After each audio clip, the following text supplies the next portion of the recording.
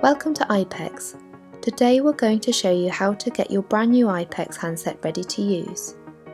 To make it easier to ship, your phone comes disassembled in the box.